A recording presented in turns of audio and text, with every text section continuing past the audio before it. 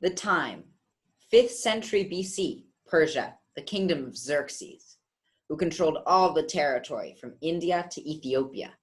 The place, the palace of Xerxes, and his queen, Vashti. That's me, darlings. Vashti means beautiful in Persian, and was she ever? But of course I am, sweetheart. She was also fierce. Oh, stop it, you. King Xerxes loved to party. He'd invite all the best people from hundreds of miles around and show off his shiniest things for them. He once had a party that was 6 months long, sick, and included celebrities from all 127 of his provinces. And as soon as that party was over, he threw another party. Vashti also liked her parties and never missed a chance to outdo her husband, entertaining the wives of the noblemen. Oh, we like to party. Oh, we like to party. So, there was this one particular party in the royal gardens, and it lasted a mere 7 days. There were, like, elephant racing. And all the napkins were embroidered with your name, using unicorn mane hair. And the wine, oh, it was delicious. It was made of fermented giraffe earwax. It was indescribable. It covered all your crevices of your mouth, and oh my god, every single taste bud. Everything had a very unique flavor. And on the last day of the party, the king was, shall we say, very merry with giraffe earwax wine. He was blitzed, blotto, trashed, messy, stinking drunk. And he sent his 7 servants to bring Queen Vashti to come dance naked for him and the noblemen, so he could show off his shiniest, most beautiful thing. But I said, heck to the nah, no way, Jose, nuh-uh. And I kicked those 7 servants back to the gardens. It went a little something like this.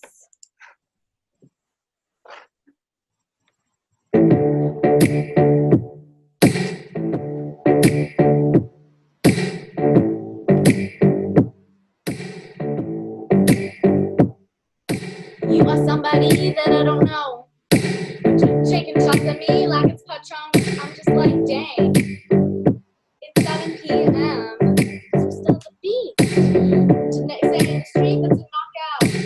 To say it in a tweet, that's a cop out. And I'm just like, hey, are you okay? You just need to take several seats and then try to restore that peace and control your business and scream out all the people you hate. Shade never made anybody less gay, so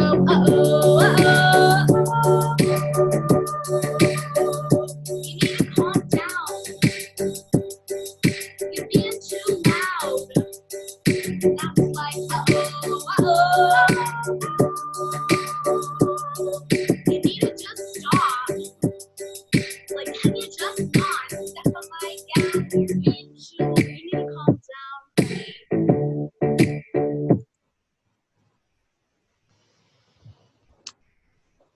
If you didn't know Vashti then, you definitely know her now.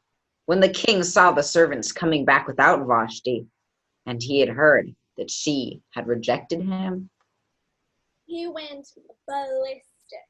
He was so mad, he didn't know what to do. So he had all his lawyers and advisors try to figure out what to do with little old me. One powerless woman under patriarchy. And it took 43 lawyers to take me down. All those men worried that if I wasn't punished, all women all over the land would rise up and start to find their husbands. It would be chaos, anarchy. Next thing you know, cats and dogs would be demanding equal rights. Cows would go on strike, not letting us milk them. They said to Xerxes, "You have to make an example of her. If you don't, it will be revolution. You'll be the laughingstock of all the 127 provinces." The problem was, the king really loved Vashti. Of course he did, darling. Who couldn't love yours truly? So, he just disappeared me quietly.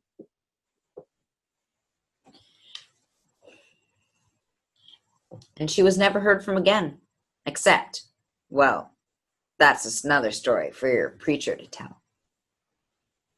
You might be wondering how I know all of this. My name is Esther, which means star. I became queen after Vashti. I stand on her shoulders and her strength, and you and every person who has ever been afraid, ever doubted that they deserve a place in the halls of power, ever been threatened with violence, ever been too different, too loud, too unwilling to sit down and shut up and be bossed and make yourself smaller, or disappear altogether so that you don't go against the grain of society. You can stand on my shoulders.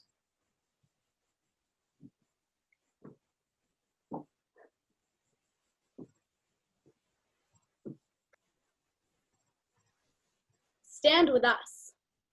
We are strong. We are fierce. We are beautiful. We won't calm down. And we won't be quiet. Because we have pride, and we know we are just as God made us to be.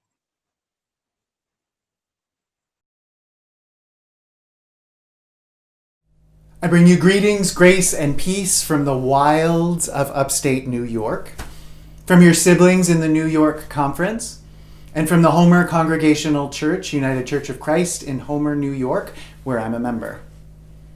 I want to say thank you to Molly and to Kit for opening your pulpit to me, or if not your actual pulpit, then at least your live stream. It is an honor to be with you in this way.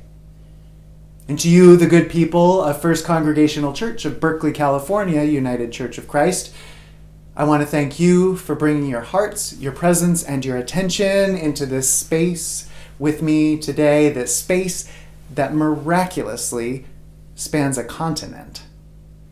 God is so good to allow us to be together in this way. I know it's weird to have a guest preacher. I know you love listening to Molly. I know you love listening to Kit. You should love listening to Molly. You should love listening to Kit. I know it's hard to listen to a new person, but I'm hoping that in compensation for the weirdness of having a guest preacher, you can rest secure in this knowledge. Since Molly's not preaching, nobody's going to make you dance during church today. Will you pray with me? Holy One, may the words of my lips and the meditations of all our hearts be acceptable in your sight. We long for this because you are our rock and our Redeemer. Amen. Do you know the story of the Stonewall Inn? Probably you do. Probably you've heard it told every Pride for years and years now, but whatever, you hear the Christmas story every December for years and years and years, so you can hear this one again. Do you know the story of the Stonewall Inn? New York City, the West Village, Christopher Street. How one night in 1969, the patrons decided that they had had enough. Enough of the cops, enough of the secrecy, enough of the threats, enough of the violence, enough of the oppression. How they rolled out into the streets and started a riot that changed everything. Do you know how one person was brought to the wagon and escaped from the cops, and brought to the wagon, escaped from the cops, brought 4 times, brought back, before they complained that their handcuffs were too tight and got hit in the head with a billy club? How just as they were going into the wagon for the last time with blood streaming down their face, they looked at the crowd gathered on the street out there, ready to boil over, looked at them and said, "Why don't you guys do something?" And how all hell broke loose then.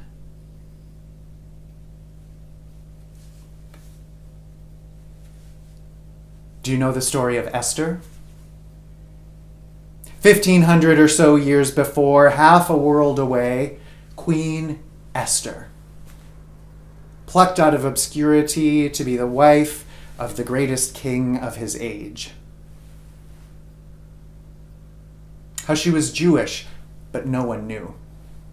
How, because of plot, within intrigue, within machination, all the Jews were destined to be killed in the entire kingdom.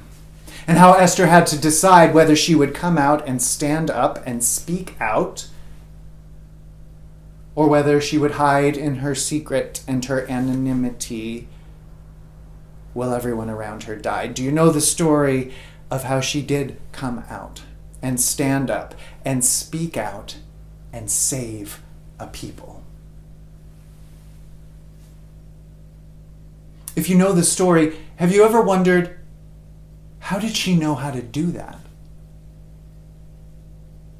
This young thing, plucked from obscurity, risen to royal estate, how did she know how to maneuver all of that? Which levers to pull, which pedals to step on? Would you know? Would anyone? How did she know how to manipulate the king and the system to get the end she wanted? Was she just that smart? Was God whispering in her ear? Or did she have a mentor?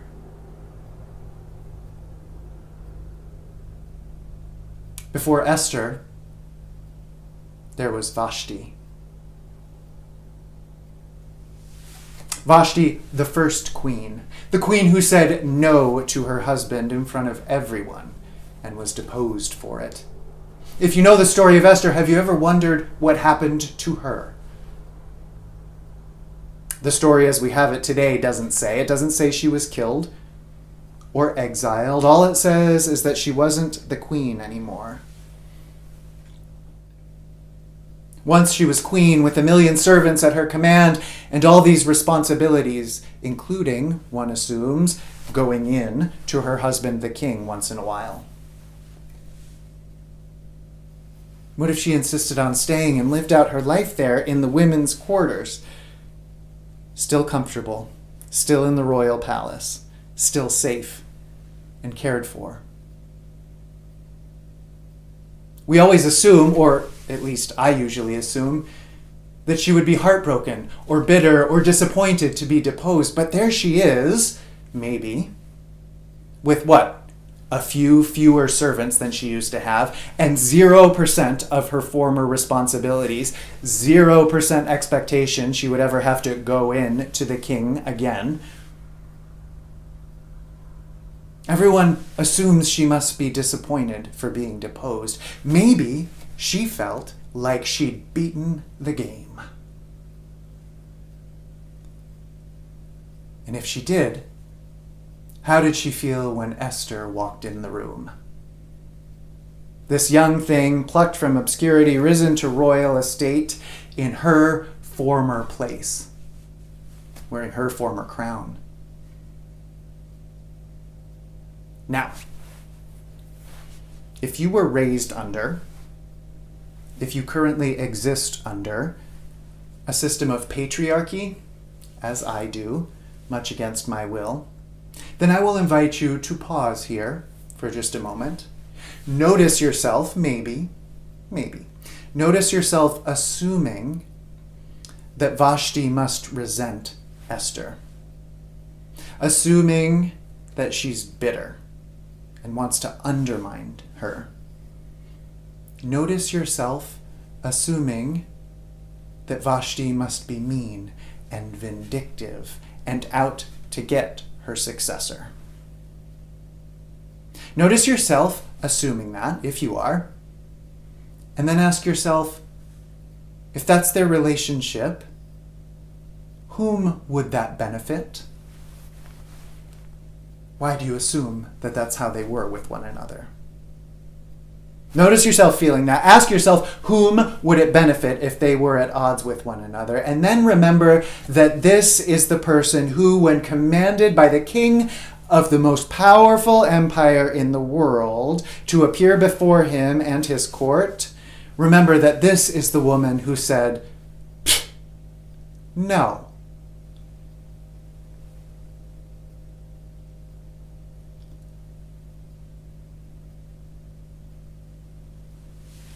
What if when Esther came in, this young thing plucked from obscurity, she found Vashti standing there, and Vashti said, Esther, it's going to be hard, but you're not alone. Esther, fear not. Here's what we'll do.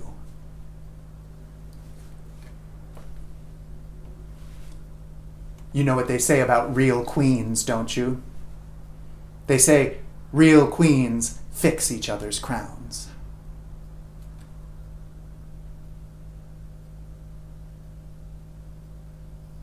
You know what's weird about the book of Esther? It doesn't mention God by name once. Beginning to end, not a single mention of the creator of heaven and earth there in a book of books all about the creator of heaven and earth. It's almost like somebody thought that even though God wasn't named in it, God was active in it. You know what the funniest part of the book of Esther is? It's after Vashti says no to Ahasuerus. He's so upset. He calls his advisors together, all men, of course, and they freak out. They become utterly, if you'll pardon my use of the word, hysterical. What will we do? A wife said no to her husband, the king says. The advisors wring their hands and say, if one wife says no to her husband, other wives might say no to their husband. If they find out what has happened, everything could fall apart. It's hilarious. It would be more hilarious if that kind of thinking hadn't shaped so much of human history, but still, it's pretty funny. Also, they're right. The word got out. People heard what Vashti had done. And all down through the ages, despite generation upon generation upon generation of people living under, shaped by, and buying into patriarchy, saying that she was a problem who had sinned and deserved a punishment, despite that, every once in a while, someone saw what she had done and said, oh, yes.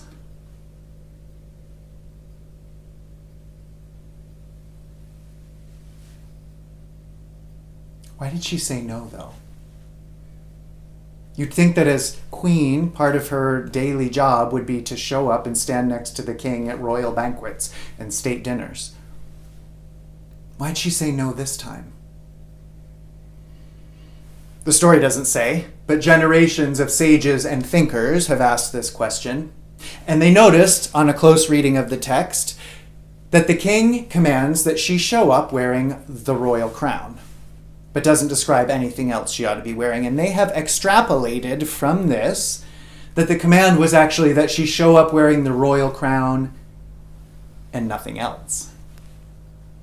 And that she, ashamed to show her body in front of the assembled throng, refused. Still other sages and thinkers, saging and thinking away, have wondered why she would refuse. They must be men, these people who would wonder why a woman would refuse to just show up naked when commanded by a man. Fine. But they've said this.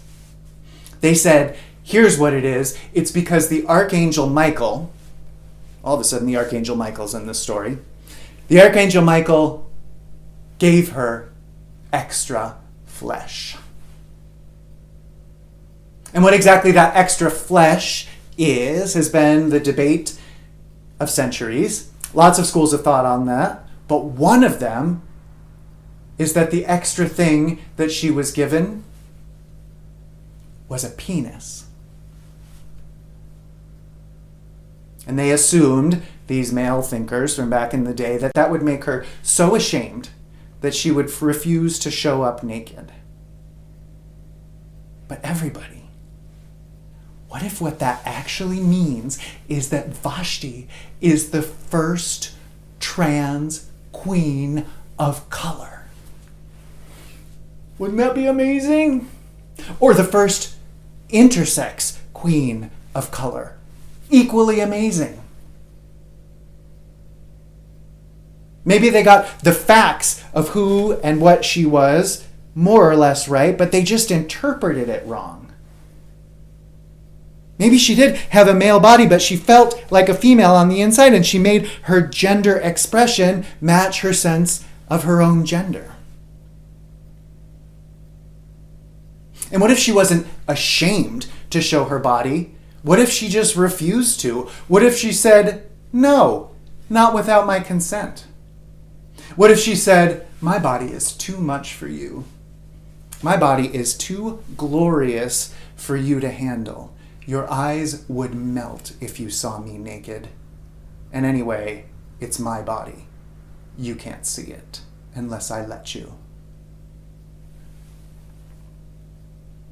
What if she was the first trans queen of color? And when someone powerful tried to make her let him see what she had under her clothes, she refused.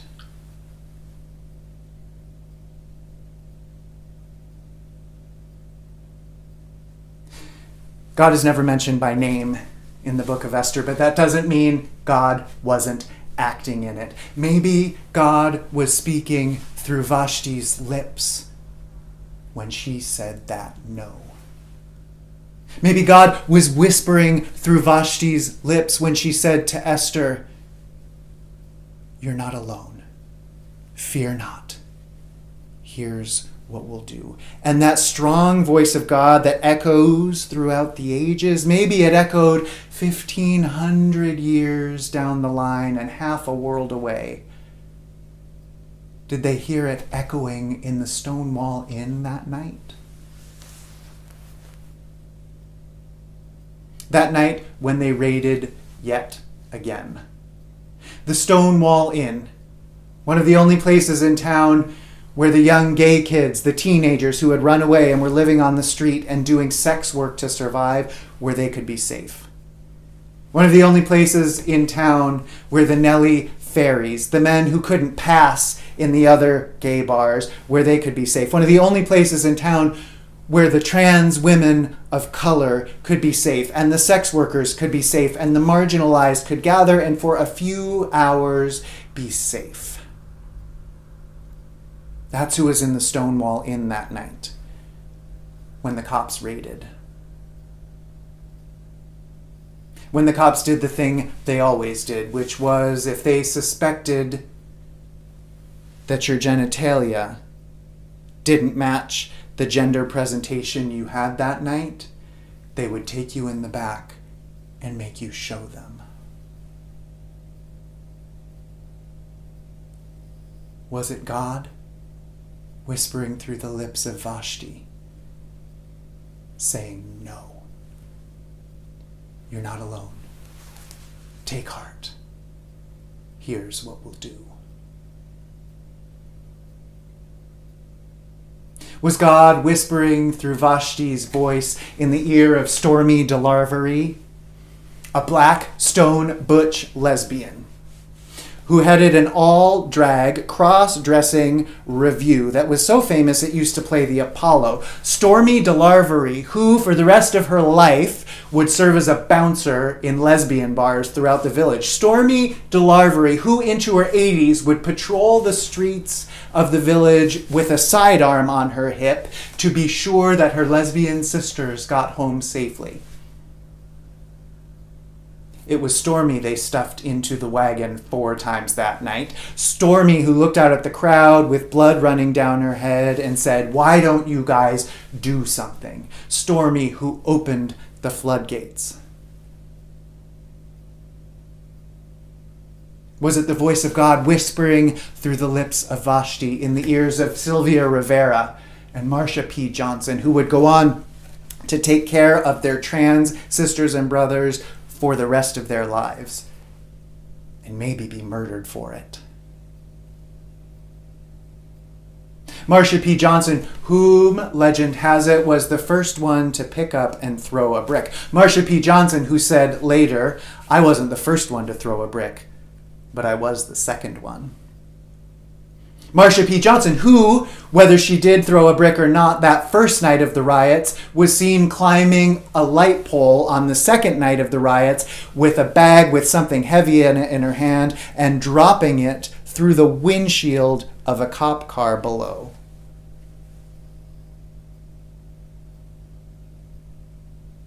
I've never heard tell of a lot of mention of God's name in the Stonewall riots. That doesn't mean God wasn't active. Maybe whispering in God's voice through Vashti's lips in the ears of Stormé and Sylvia and Marsha. No. You're not alone. Don't be afraid. Here's what we'll do.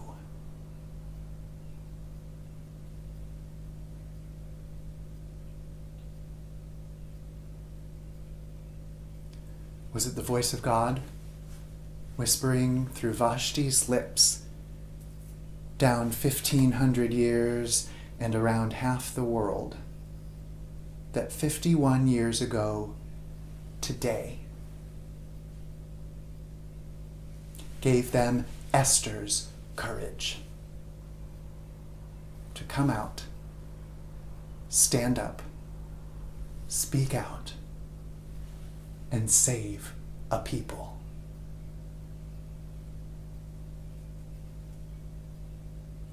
You tell me.